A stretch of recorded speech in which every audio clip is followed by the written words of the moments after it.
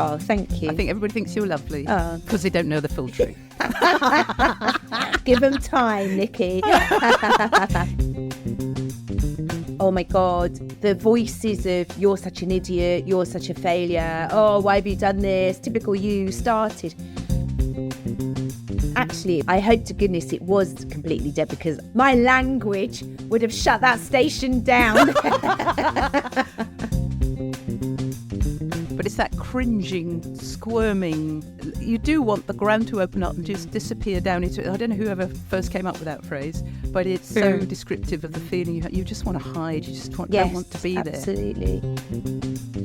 I've got to be Wonder Woman all the time. But you know what?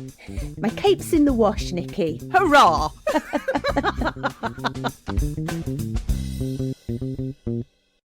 Hi, Carrie. Hi, Nicky, and hi, everyone listening. Good to have you along. So, Nicky, how have you been in the last couple of weeks? Well, I've had a recent experience that I thought might be useful to dig around in, which involves a bit of shame. Okay. So we recently, as you know, had our dress rehearsal for our UK competition. Okay. And we were in the church doing the dress rehearsal with a big audience. And at one point, the chorus retired to the vestry while some quartets performed for the audience. Some of our lovely friends were out there doing their thing. And I thought, it'd be lovely to record them because I am the recording bod for the chorus generally. So I put my phone out there and I checked the alarms were off and that was fine. And we were sitting in the back just listening to their lovely sound. And then there's an alarm going off in the church. Oh, yeah. And I sat there for a split second and I thought, that sounds like mine. So in my high heels, trying to tread really carefully so I didn't make a noise, I sort of nipped out. Fortunately, the phone was at the side, so I wasn't seen by everybody. It was behind a pillar. And I grabbed it and it had gone on for about 15 seconds, right in the middle of one of their touching ballads. Oh, I did feel for you, I have to say, because I recognised your alarm and I thought, that's Nicky's. So I grabbed it. I didn't actually panic. I rushed, but I didn't panic, which impressed me no end. So I grabbed the damn thing and switched it off very quickly. Fortunately, I'd had experience of alarms going off when they shouldn't, so I knew how to turn it off very quickly. And sort of slinked, or whatever the word is, back into the vestry with it. And it wasn't the end of the world, but I just felt awful. Yeah. And that ground open, or paving slabs or whatever they are in the church, just open up and just let me despair. So that was a reminder of that awful feeling of shame. And I thought it might be something that we could look into. Definitely. So how did you deal with it afterwards? Well, I am pretty proud, actually, of the fact that I didn't go down that death spiral of shame and keep ruminating on it. I dealt with it, actually. This is a bit similar to other things we've talked about in the past. I came and sat down and sort of shrank to as small as possible. Sort of looked around and nobody was really looking at me as if I was the devil, but I did feel slightly in that direction. So I sat down and I thought about it and I thought, and I just sort of felt it, allowed myself to feel it a bit. Yeah. And what was the feeling in my body? Do you know, I'm not entirely sure. I'd need to think about it, but I allowed myself to be just for a bit and just, look, I'm closing my eyes now. I'm thinking, screwing up my eyes and thinking, oh no, you can see. Did you have that sort of, that's it, I need to leave the chorus and move to another country? And Well, I would say that had it happened 5 years ago, I probably would. Yes. Yeah. You wouldn't have seen me for dust. I'd have been out of the back and in the car. No, I sort of talked myself through it a bit and thought, okay, it's happened. Nobody died. Apart from me. No, nobody died. It's not the end of the world. Yeah. Just fess up. Okay. Because the members of the quartet had their back to me. They didn't even realise it was my phone. I found out later. But I assumed they'd all know it was mine, like you knew it was mine. Yeah. So in the next break, said quartet came into the vestry area and I just said, or actually it was at the end because I didn't have a chance to talk to them. And I just said, when we were all clearing up at the end, and I just said to a couple of the members of it, I am so sorry for the alarm going off. And the first one said, oh, was that your alarm? I thought, damn, I could have got away with it. No, I said, yes, it was, I'm afraid. And she said, oh, that's all right, that's fine, these things happen, kind of thing. And then I said it to someone else, and I was really expecting, I don't know what I was expecting, but at the very least, a sort of a gritted teeth. And it was like, oh, it's fine. Really? And that was so lovely of them to be like that. And it sort of helped me release it. So the three things, I suppose. I sat with it. I didn't really plummet. Yeah. I waited until I could do something about it, stuck my head above the parapet and waited for the explosion. And actually there wasn't an explosion. It was all very lovely. It reminds me of no one cares. Again. It's us chewing ourselves up to be perfect, and any slight slip from that can cause those feelings of shame that are often historic, aren't they? Absolutely. Yeah. Yeah. We want to be perfect. We want to present us. Well, do we? That's a good question. That's a starting point. I'm saying that we want to present ourselves as perfect. I know I do. I think for me, it comes from this growing up and finding everything so difficult and not really being very good at anything, and being very aware of the chaos around me, always forgetting things, always being in the wrong place at the wrong time with the wrong stuff, unless my mum had sort of got me to the right place at the right time with the right stuff, saying the wrong thing, just feeling internal panic almost of, gosh, what's going on in this situation and how do I navigate it, and having to sort of copy other people. Yeah. And so I like to think at 53 that I've got a pretty good handle on most things and can back myself to deal with things. So when things go wrong, I fall straight back into that. Oh, everyone will think I'm rubbish. It's a shame that that's who I really am. Yeah. Is that what it feels like for you? Yeah. Well, it's a feeling, I think, for me, it's the feeling that I've let myself down. And I talked myself through that feeling of letting myself down. And I did try, actually, in a groanily coachy way, to sort of think, and this is a think, to try and affect the feeling. Yeah. So the thought was, how often do you get this right? Mm. Oh, do you know what it was? Mm. It was a weekly reminder on a Saturday. That's what went off from my calendar. It wasn't my alarms as such, the ones you set, all day, every day. It was a weekly one, and that's why I hadn't found it. And it was just like, oh, I didn't think to check it. Oh, kick. Yeah. Okay, you're human. You check the one thing. It's one of those things. Let's keep this in proportion. And actually, me sort of managing it at the time-ish, noticing that I was feeling pretty shitty and responsible. I mean, bless them, they kept on singing. They ignored it. So that was great. So it was a little bit of a practice for them. And it was a dress rehearsal. So it's the sort of thing that's useful, she said. But I did manage to deal with it. And then their lovely responses really helped to reinforce the fact that it wasn't the end of the world and it was okay. And actually, I do it really well most of the time. Mm. But I wouldn't have felt that a few years ago, and I know I wouldn't. I would have been ruminating, and it would have been going round and round. And why did I do that? Why didn't I check this? So it sounds like you're more able now to just go, do you know what? I made a mistake. Hey ho. That sort of... Yes, eventually. Not in the moment it happened. No. I was cringing and moving. To be fair to me, I moved incredibly quickly. Yes. Once I realised, a split second later. Yes. Which is one of my strengths. I do respond to things very quickly. It can also be the opposite of a strength, of course. But it showed progress, let's put it that way. So it was a good example of progress. Yeah. But I still had the same programme going, that shame thing. Mm. It's interesting, isn't it? Because it's very similar. I've really struggled with getting things wrong, which is ridiculous because everybody gets things wrong. Mm.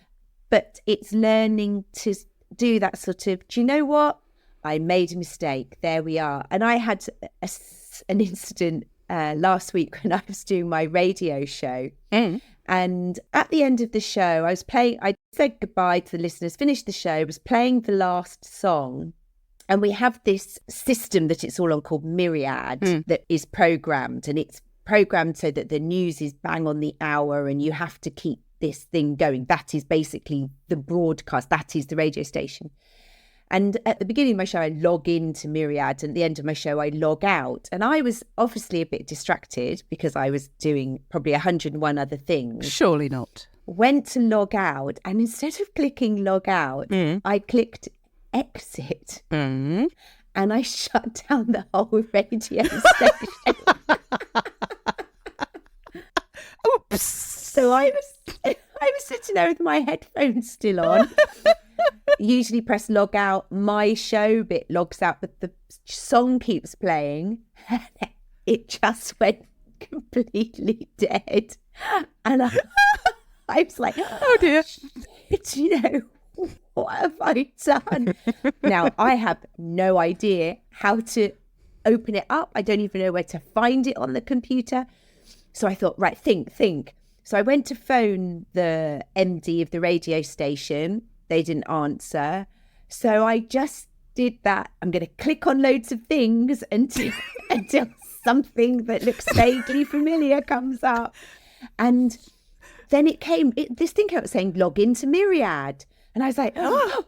And the thing is, you can only log in when your show is on. So my login only works between 2 and 4 p.m. on a Tuesday. If I try and log in any other time, I can log in, but I can't control it. I can't go live on it. It's on autoplay. So my show finishes at 4. By this time, it's like 3:58. So I was like, log in. No pressure. Please work. Frantically typing. And I got logged in, but it seemed to start my whole show from the beginning. So all of a sudden, the first opening song started playing.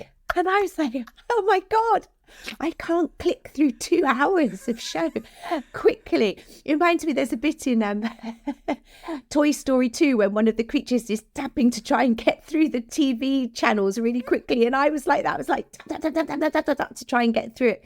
And fortunately, I managed to click. I thought, if I can get on the bit coming up to the news, it wouldn't go, it wouldn't work. And all of a sudden it clicked into, it was like, I could see the time saying it's 4 o'clock.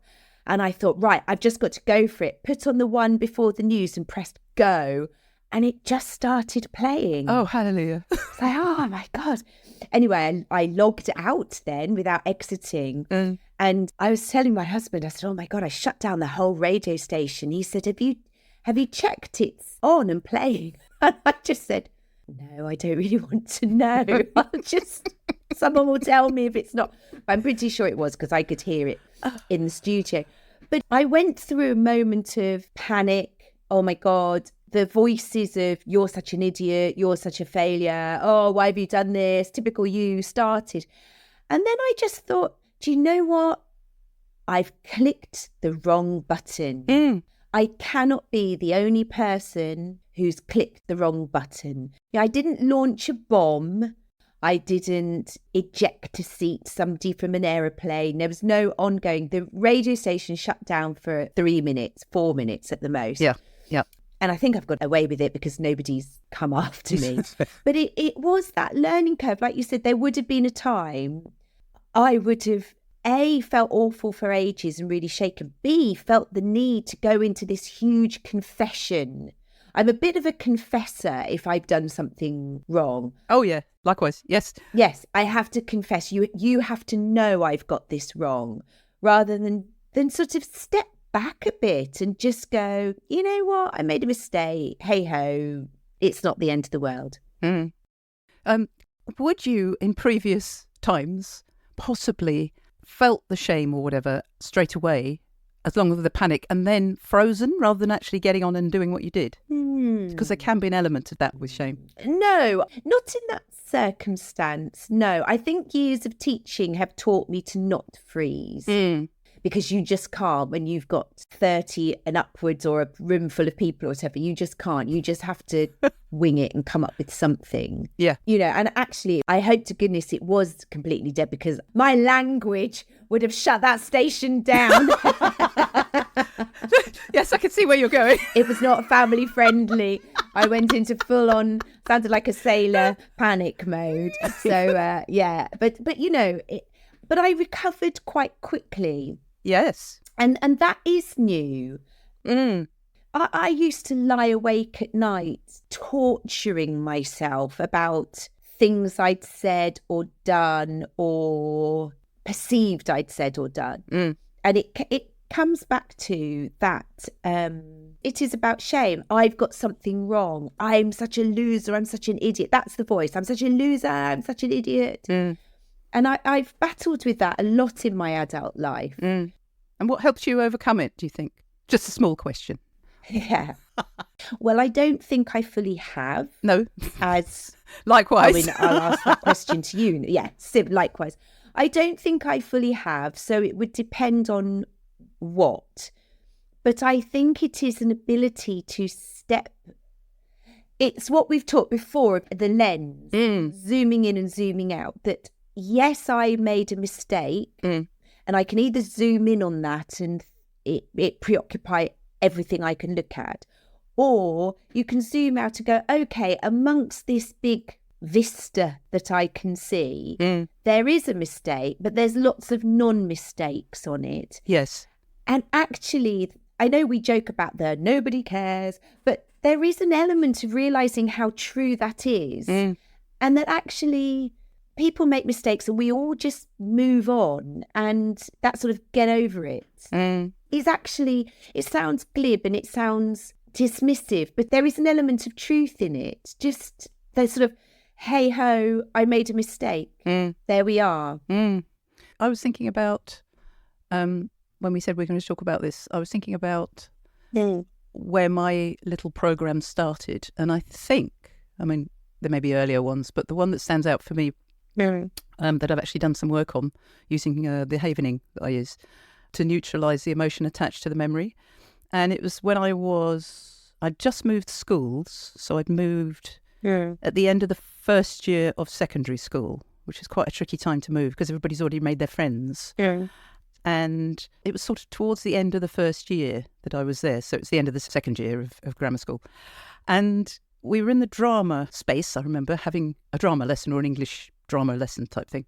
And we had to read out loud, which prior to that didn't worry me too much. And I also come from a very grammatically anal family. So the grammar police, which is great because it meant that I know what I'm doing with punctuation and all that sort of stuff. So it was really useful in lots of ways. But it also meant that I wanted to get it right. I didn't want to get it wrong. Yeah? Yeah. As we were saying earlier.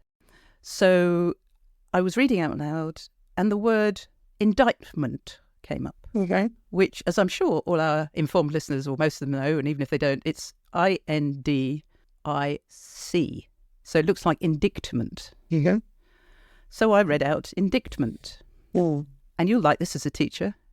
The teacher laughed. Oh, really? How awful. And the whole class laughed because she laughed. Yeah. And that was my confidence down the tube, right? Plummeting down the drain. Also because I was just starting to establish myself in the new school, having had to do that loads of times. I went to loads of schools before I was 12. Fortunately, this was my last new school. But I literally just felt like I was being part of the tribe, and now suddenly they're all laughing at me. And because of the work I've done on this, I can talk about it now. But like you were saying about, I can't talk about this when we're in Louisville. This is something that it's that sense of shame and getting it wrong in front of everybody and embarrassment. It stayed with me for a long, long time. I can still feel there's a vestige of it now, but as I say, because I've done lots of work on it, maybe that's why that's why I didn't go into a spiral in the church. I felt it, I was aware of it, but I think prior to maybe the 5 or 6 years that I've been working on stuff like this, I think it would have really sent me down. How awful for that teacher to have done that. It's a horrible thing. She's a human. I can put it in context now, but at the time, I mean, it's really, well, what do you think as a teacher? I think it's awful. Yeah. It's absolutely awful. It's not appropriate at all. Children read things incorrectly all the time. And goodness me, your job is not to laugh at them. I'm not trying to be all Miss Perfect teacher, but I would never, ever have done that. No. I mean, it was It was the Middle Ages, so so I think the whole teaching universe wasn't as evolved as it is now. But no, that's true. But I think, again, you've carried that for however many years. That teacher and the rest of that class moved on. They don't care. Probably didn't care the second after it had happened. Exactly. But it's that cringing, squirming. You do want the ground to open up and just disappear down into it. I don't know whoever first came up with that phrase, but it's so descriptive of the feeling you just want to hide. You just don't want to be there. Absolutely. And, absolutely. You know, I was, compared with my poor brother, whom I mentioned before, how he coped with all the moves we did, I don't know. It was one end of the country to the other and different accents and all sorts of things. And that desire to fit in, that ADHD need to fit into the tribe, to suddenly have the rug pulled out from underneath whatever I'd managed to build. Yeah. It's just, and that going in, that first day at school feeling that I always say, where you're, I don't know, some people will resonate with this entirely and other people may never have moved school. Well, I suppose they will have gone from one school to another, but they may have gone with their friends, with a cohort. Yes. Yeah, well, that's what I did. In some ways, I really wish that had happened to me, and definitely for my brother. Because that walking in, and even when I walked into our chorus, which I have permission to call Vocal Dimension Chorus, that's who we belong to. That first time I walked in there, I think I said to you before, I was so conscious of not being too much, but wanted to be myself, and wanted to fit in and not stand out too much. But yeah, it's tricky even then. It is, and I feel similar. You know, we've both talked about sort of starting something new as an adult, and for me, with the chorus when I joined, absolutely the same. Not wanting to be too much. And I would say it's only now that I feel I'm very me now with everybody. And the feedback you get from people is they like you being you. They don't mind that I'm probably the one who might make a bit of a joke about something or whatever else. I'm sure for some people, it probably is a bit annoying. It's like when I was a teacher and a deputy head, I did presentations or whatever in my style, in my way. You're not going to meet everybody's needs. Not everybody is going to like you. Can I just say, I don't get the impression that anybody has a problem or finds you annoying. I'm just feeding that back. Oh, thank you. I think everybody thinks you're lovely because they don't know the full truth. Give them time, Nicky. You must try harder.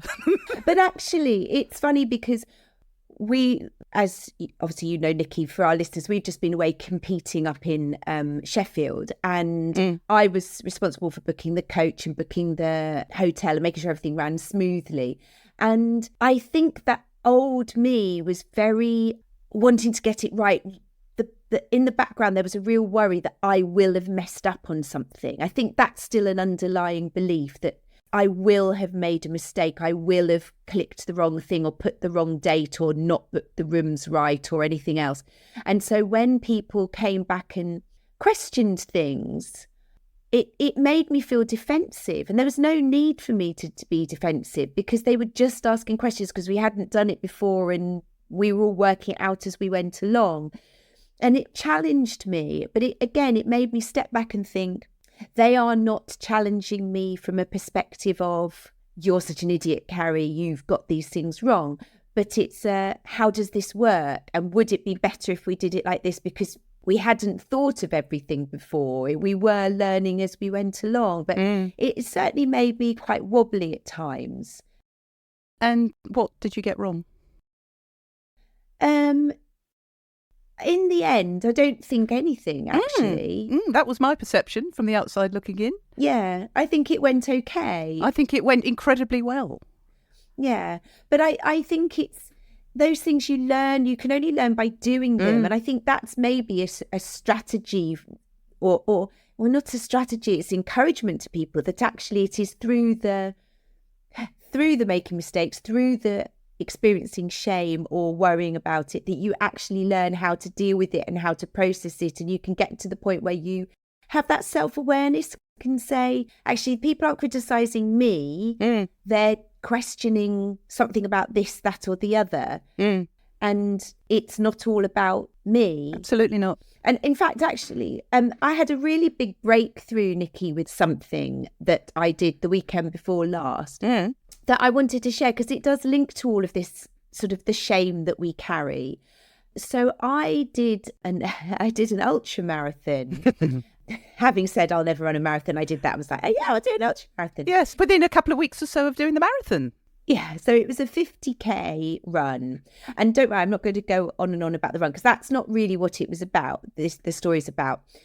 So I was very nervous, and at the start line, and I had quite an upset tummy, which was no doubt due to nerves. I do get real pre-match anxiety. And I started to have a panic attack. I was talking to somebody, a couple of our run leaders who've done these things before, and I couldn't breathe. And I thought, oh my God, I'm going to have a panic attack here, because it was very out of my comfort zone to do something like this. And I took myself off to the loos and thought, I calmed down and calmed my breathing down to the point that I could breathe. But by then I was thinking, gosh, they've either gone or I'm really holding people up. And luckily a group had waited for me. Some had to start just because the race organisers were moving people on. Anyway, started the race. And one of my running buddies had done the London Marathon a couple of weeks before, and really probably should have waited longer before he went on and did this. And at about mile 6, his leg started hurting every time he put a step on it. And this is out of 31 miles. And I said to him, look, I'll run with you to the first stop that you have, a sort of fuel station. And I said, I'll run with you. We'll just slow it down a bit, just give your legs some space. And we were chatting, and I said, look, I won't leave you behind. I'll run at the back with you. Anyway, to cut a long story short, we got to the 8-mile point. Somebody else ran with him till mile 15. I carried on running, met him at mile 15 at another fuel station. And we were chatting and everything else. And because we were chatting, we didn't really notice the others had gone off. So they'd started running, and we realised that we were sort of, oh, it's the two of us. So I said, well, I'll run with you. That's fine. And in ultra running, this was over the South Downs in the UK, which is very, very hilly parts. Absolutely. So you walk all the ups. So I was expecting to walk up the hills. Only real elite athletes run up the hills. So everyone else walks up them. But then when we got to the top, he said, I don't know if I can run very far. He could run about 100 metres, and then he had to walk. So for the rest of the race, so the last 15 miles, we walked the hills and we ran and walked the flat and the downhill. And part of me went into this, I'm going to end up being the last person from the club to finish. And, I could probably do it quicker than this. And, everyone's gone on and I'm going to be at the back, and, that's typical me, not to do it very well, and all the rest of it. And I wrestled with that while I was walking and chatting with him and running with him. And then I realised I was having a really good time. He's a musician, so we were chatting about music. It was a beautiful day. Beautiful day, wasn't it? Yeah. Beautiful day. We're beautiful countryside. The South Downs are so beautiful. I love being in nature. I love the South Downs. And I thought, if I were with that group in front, I would probably be thinking, God, this is quite hard. I'm struggling a little bit, because they are a bit faster than me. And then I'd be apologising if I felt I was slowing someone down and all the rest of it. And there's some shame. And the shame there. So suffice to say, this guy and I finished probably about 45 minutes after the others, ran through the finish line. All of our club were there cheering us on, and nobody cared that we hadn't finished in the same time as us. It was just yay, well done. I felt absolutely fantastic. It was one of the best things I'd done, because I hadn't run it all. I had fuel in the tank to finish. I could have carried on, I was absolutely fine. And I've had this real buzz. But then reflecting on it afterwards, I said to Ben, it made me really realise that I have spent almost my entire adult life striving. That's the only word I can use. Striving to be not shit. Yes. Don't be shit. Don't be shit. Yes. Your family motto. Your family motto. Don't be shit. But I have been striving because that's how I was. I was chaos. Like I said, it went beyond being late and not very good at anything. I was a shambles. I really was. I could barely hold jobs down. I was unreliable. I was overly emotional. I was like blown by the wind. We've talked about this before. I happened everywhere. And as I've got older and got things together more and grown and learned about myself and calmed, it's almost like I've had this Wonder Woman complex where I've had to prove I can do it. And not just I can do it really well. Everything has to be done really, really well. You know, I don't like not being good at something. I don't like not being great. Sorry, can I just ask, prove to whom? Well, that's part of it, isn't it? I feel like I've got to show everybody, but maybe it's show myself. I don't know. I've just felt that I've got to put this out, and it's linked very much with that. Don't get anything wrong. You know, don't turn up and my house is chaos, because that everyone will peek behind the curtain of the, you know, like the Wizard of Oz and see that there's... What, you mean they don't? But do you know what I mean? It was the Wizard of Oz. You know, they'll find out that actually behind the curtain there's just this really average, dull person. And so I've striven, and it's what Ben has spoken about a lot. You never let things lie. You're always pushing on. You're always trying to improve. You always have to achieve. And over the course of this run, I learned that I didn't have to. I learned that if you are striving, you miss some of the fun. You do. And you miss the journey and the ride and the other things that can come along. The camaraderie with people. I met really interesting people who were also walking and running that we chatted to. And I feel like it's really shaken off something that I've been carrying for a long time. Hang on a second. Hope that wasn't too loud on the microphone. Thank you. That's fabulous. It's huge. It's a really huge thing to let go of like, I've got to be perfect. I've got to be the best. I can't let anybody see that actually I'm not one, you know. Yeah, even Wonder Woman sometimes is just Diana Prince or whatever her name is. I think it is that. Clark Kent, yes. Even she is Diana. You know, even Superman is Clark Kent sometimes. But they don't stay as Superman and Wonder Woman. But I was like, I've got to be Wonder Woman all the time. But you know what? My cape's in the wash, Nicky. Hurrah! How fabulous. Oh, it's made me think of 2 horse stories, if I may. Oh, I know.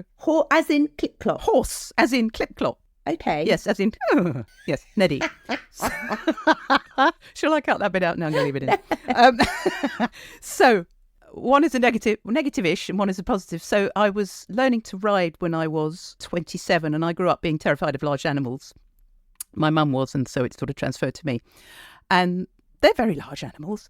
And I did discover via a friend who had a horse that actually sitting on the horse was less scary than standing next to it, because the hooves and the teeth are further away in a way. So I thought, I'm going to learn to ride because I love doing things that scare, to use your word, the shit out of me. Yes. So I thought, right, I'm going to tame this fear. I love taming fears. So I thought, right, okay. So I started having lessons and I went along. And I remember going around they have the indoor school where you all go around, and it was a group lesson. So there were 8 of us. And this lovely teacher, she was really nice, called Tina, was standing in the middle like the ringmaster. And at one point, she looked at me and she said, Nicky, you're not trying. And I stopped my horse. Yes, I could see on your face, does not compute. No. So I stopped my horse, and I've got a bright red face, not from what she'd said, but just from exertion. And I looked at her and said, Tina, you can never level that one at me. I wanted to say something else. Yes. But I try too hard. Yeah. I'm excellent at trying too hard in life. It's my best thing. Yes. Striving. Exactly what you say. Strive. And she said, well, in that case, relax more. And I said, well, yes, exactly. I'd love to. But I mean, I did eventually learn to relax more when I got more competent. So there you go. That's the thing. Yeah. So the other thing is, and the analogy I use with my clients sometimes is, if you're holding on really tightly to the reins, then the horse gets really unsettled, doesn't think you know what you're doing, and will act out and start eating the shrubbery or whatever, or stopping and you flying over the head. So if you relax your hands, the horse thinks you're more in control, and you actually are. Yeah. The relaxing thing is so important for me. It's one of the major lessons of my life, and I manage it intermittently. Yeah. I suppose I relax slightly in the church, considering. But the other one is a story that's, and I don't know how relevant it. Oh no, it is relevant, because it could have been a real shameful experience for me. I was in Australia when I was about early 30s, and I was backpacking, and it was wonderful. I was just feeling really free, staying in different places every night. And I arrived at one backpacker's in Mackay, near the Barrier Reef, and I threw my stuff on the bed, and the woman who was running the backpackers came in and said, "Oh, Bramby Bob." Bramby is like a horseman, a bit like a gaucho. So Bramby Bob's coming in a minute. Do you want to go on a horse ride on the beach? And I thought, okay, yes. So off we went. And there were about a dozen people on this horse ride. And there was a woman called Nicola, who'd been riding since she was about 3. And I'd been riding for about 2 years, having lots of lessons. So I looked as if I knew what I was doing, even though I didn't really. And then everybody else who'd probably never ridden before. Okay, so I was the second best. Who knew? So off we went, and we ended up going along the beach. It was all lovely. And we ended up above, sort of quite high. And there were these big gashes in the hillside that were full of sand going straight down. And we're standing at the top on our horses, standing at the top of these things. And Bramby Bob said, "Okay, you can do the small slide, or you can do the big one." Right, I'm going to read your mind. You went for the big one. Well, I didn't do anything. I was sitting there thinking, baby me, I'm just about getting used to not being next to the hooves and the teeth, mostly. So anyway, this lady Nicola, who was an excellent horsewoman, and she was just brilliant. She's got a hat on, like the Aussie Akubra hat. And she took it off, and she did like the John Wayne thing. She's neck reining, so she's holding the reins in one hand, right? Not like me with 2. And she put her hat in the air, and she went, "Yeah!" and sort of slapped the horse's rump, and off they went down this thing. And it was really steep. I mean, really steep. I'm showing you on the thing. It's like 45 degrees. Oh, wow. And she was standing up in the stirrups with one hand holding the reins. This is relevant. With her hat up in the air with the other hand. And she got down it. And it was just a beautiful, poetic thing to watch. So I stand there and I go, "Oh, sod it." So off we go down the big slide. Stupidly, I didn't follow her lead. I held on with both reins, which meant that inexorably the horse's rump is hitting you up your rump, and you start losing balance. So you start moving further and further forward. And eventually I jackknifed, or piked, I think the word is. So I'm standing with my legs straight in the stirrups, sort of on the horse's shoulder. That makes me laugh at this. And they're all standing at the bottom by now. Okay, so for some reason, I can't remember how this worked. But anyway, they were at the bottom of these slopes. All the other 10 people, plus Bramby Bob and Nicola, because she'd gone down first. So I'm now descending in the most inelegant fashion possible with my bum in the air. And I have my arms around the horse's head. And I'm looking in the horse's eye from about 3 inches. and I got this vision of it. And one thing I am really good at is laughing at myself before anybody else, as long as I'm not being laughed at, Yes, agreed. And the trouble is, when I laugh a lot, I go very weak. And all I could do was hang on. I mean, that was it, all the way down. But I did manage to recover at the bottom, and I managed to do like a poor imitation of a Russian dismount, holding onto the horse's head. And everybody was laughing. I mean, everybody's cracking up. I could have gone into a massive shame spiral over that. But I found something to laugh at, because my sense of the ridiculous that I shared with my mum and partners. And if you can laugh at yourself, that is such a gift. I totally agree. And I think actually, like with the radio show and things like that, I was able to come home and tell it to Ben as a sort of, so, guess who shut down the whole radio station? So, but I think that is a strategy. It is. Because you and I both like a laugh, and I think I've always been quite a mischievous, cheeky monkey. I do like to have a bit of a laugh. I do see the funny side in things. But on the other end of the scale, I can take things really over seriously. And so it's being able to sort of use some of my finding it funny about situations that I don't naturally find funny. Yes. So like you, if I fall over or something like that, I am able to laugh at myself. I don't take myself too seriously.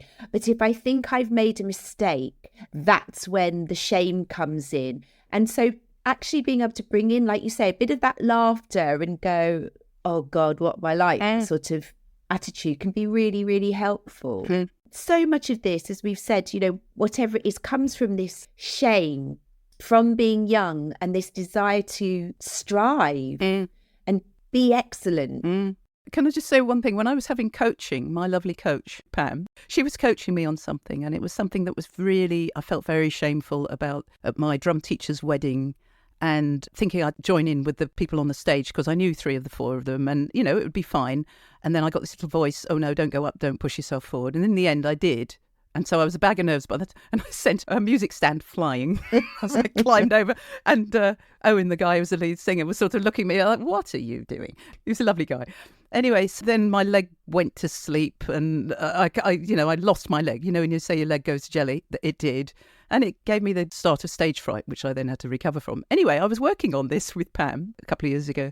And so we went through all the NLP processes, and it was all terribly serious, and we sorted it out. And then she said, she's so good.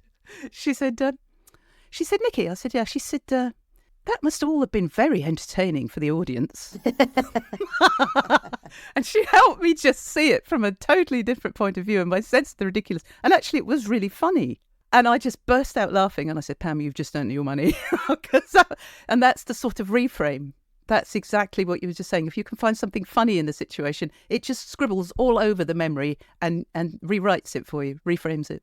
Absolutely. Well, if you think, there was a lady last week competing and went on stage and fell over. Oh, yes, she did. Yes. And she jumped up and went, I'm okay, and carried on. Everyone cheered. And with a flourish of her arm.